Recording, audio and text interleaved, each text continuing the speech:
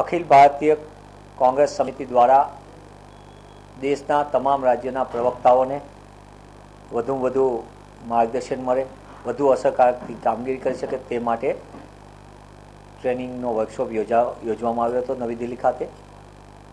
22 અને 23 તારીખના આ 2 દિવસના વર્કશોપનું ઉદ્ઘાટન અખિલ ભારતીય કોંગ્રેસ સમિતિના ઉપાધ્યક્ષ અને યુવા નેતા શ્રી રાહુલ ગાંધીએ કરેલું. એમને ઉદ્ઘાટન પ્રવચનમાં જ પ્રવક્તાઓને સરસ મજાની વિવિધ રાજ્યોમાંથી આવેલા પાર્ટિસિપન્ટ અમારા 300થી વધુ હતા. તેમને જણાવ્યું કે દેશમાં વિભિન્ન પાર્ટીઓ નકારાત્મક રાજનીતિ કરે છે. કોંગ્રેસ પક્ષ સાથે જોડાયેલા લોકોએ હકારાત્મક રાજનીતિ કરવાની છે, પોઝિટિવ પોલિટિક્સ. આ બહુ સરસ મજાની વાત છે અને સાથોસાથ આ દેશમાં કોંગ્રેસ પક્ષ માટે તો અગત્યની વાત હતી, પણ દેશમાં રાજનીતિમાં જ્યારે નિરાશાનું વાતાવરણ છે, નકારાત્મક પરિબળો જ્યારે હાવી થઈ રહ્યા હોય ત્યારે આ સમયની અંદર રાહુલજીનું આ માર્ગદર્શન કોંગ્રેસ પક્ષ માટે અને દેશ માટે પણ એક દિશા સૂચક બનશે. બીજી વાત એમણે કીધી કે સત્યની વાત કરવાની, જૂઠાણા ફેલાવતા લોકો ભલે ગમે તે વાત કરે, પણ આપણે સત્યની વાત કરવાની અને સત્ય સિવાયની વાતથી કોઈ પણ હોય તો એમાં કાંઈ પણ નહીં, અસરકારકથી આપણી વાત લોકો સુધી મૂકવાની. આ સેમિનારમાં 2 દિવસના વર્કશોપમાં અમારા કેન્દ્રીય મંત્રી પી ચિદમ્બરમજી, આનંદ શર્માજી, જયરામ રમેશજી, થોમસ સાહેબ, મનીષ તિવારીજી, સંદીપ દીક્ષિતજી, અજય માકનજી, તમામે અમને અસરકારક માર્ગદર્શન આપ્યું. અને જે વાત લોકોને સ્પર્શે છે, લોકોના જે પ્રશ્નો છે, એને કોંગ્રેસ પક્ષના ફેસ તરીકે તમારે લોકો સુધી આ વાત પહોંચાડવા માટેનું માધ્યમ બનવાનું છે. યુપીએ સરકારની જે સિદ્ધિ છે, એના માટેના જે લોકોને આપવામાં આવતા અધિકાર છે, તેના માટે કોંગ્રેસ પક્ષના માધ્યમ તરીકે તમારે લોકો સુધી જવાનું.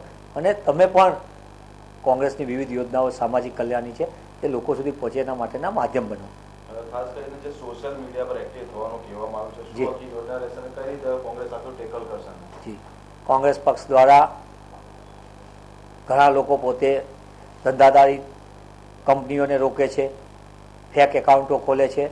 તેની બદલે કોંગ્રેસ પક્ષ હકારાત્મક રીતે સોશિયલ નેટવર્ક દ્વારા, કારણ કે આ દેશની 50% કરતાં યુવા જ્યારે આબાદી હોય અને 35 વર્ષ સુધીના યુવાનો જે વધુ ડિજિટલ યુગમાં હોય, કારણ કે આપ જોતા હશો કે આજે સોશિયલ મીડિયાનું મહત્ત્વ જે રીતે વધી રહ્યું છે અને ખાસ કરીને ભારત દેશ માટે ટેકનોલોજીનો જે વ્યાપ વધ્યો એના માટે રાજીવજીનું યોગદાન છે 21મી સદીમાં.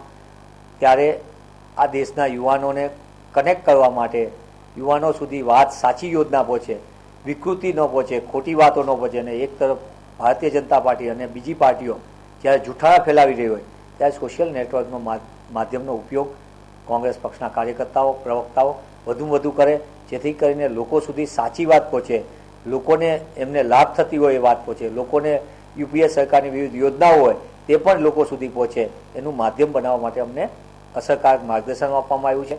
અને જે કોઈ આને લગતી વિગતો હોય તે અમે સોશિયલ મીડિયા દ્વારા અમે લોકો સુધી પહોંચાડવા માટે પ્રયત્નશીલ રહીશું. પોલિટિકલ એનાલિસિસ એવું કહેવું છે કે નરેન્દ્ર મોદીએ પ્રચાર સમિતિના અધ્યક્ષ બનાવ્યા, ત્યારબાદ જે નિવેદનો નરેન્દ્ર મોદી કરે એનો જવાબ દિલ્હી સેન્ટ્રલથી આપવામાં આવતો હતો અને ક્યાંક પ્રવક્તાઓ ઉના ઉતરતા એના ભાગરૂપે આ સેમિનાર.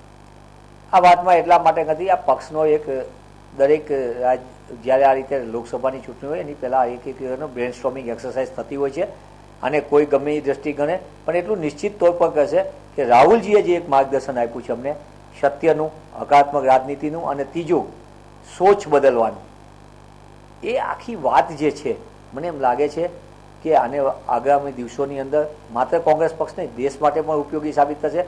ભારતીય જનતા પાર્ટી અને તેના સહયોગીઓ લોકો ગમે તેટલા જૂઠાણા ફેરવે, ગમે એટલી નકારાત્મક રાજનીતિ કરે, તેની વચ્ચે પણ કોંગ્રેસના પ્રવક્તા તરીકે અડીખમ રહી અને કોંગ્રેસની વાત, કોંગ્રેસના સિદ્ધાંતો, ગાંધીજીના પ્રિન્સિપલ્સ જે છે એ લોકો સુધી પહોંચે એની માટે અમારે અસરકારક ભૂમિકા ભજવવાની. અને એના માટે રાહુલજી અમને કીધું છે કે you are empower for that.